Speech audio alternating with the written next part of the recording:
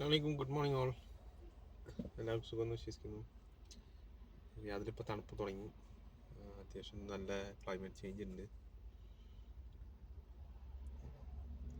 നമ്മൾക്കിന്ന് നമ്മളെ നേരത്തെ ടോപ്പിക്സ് ആയിട്ടുള്ള corporate, how to behave in corporate എന്ന ടോപ്പിക് തന്നെ ഡിസ്കസ് ചെയ്യാൻ വിചാരിക്കുന്നത്.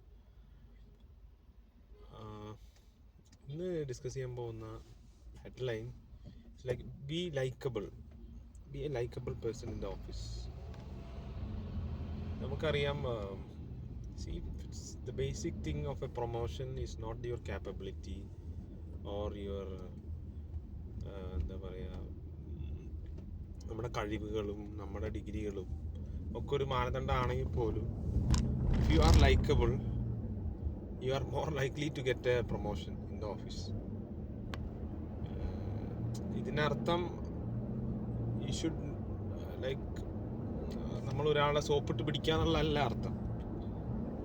You should be you should know how to manage with the people in any circumstances.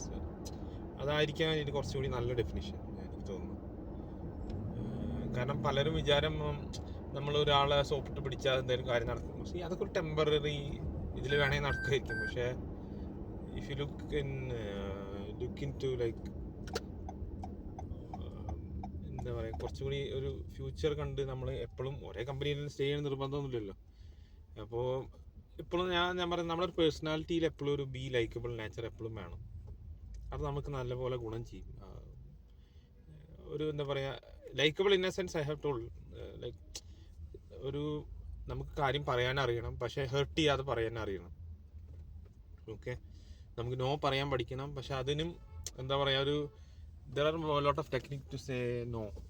Okay, അപ്പോൾ അങ്ങനത്തെ കാര്യങ്ങളൊക്കെ നമ്മൾ ശ്രദ്ധിച്ചാൽ തന്നെ we will get more space in our office. We will have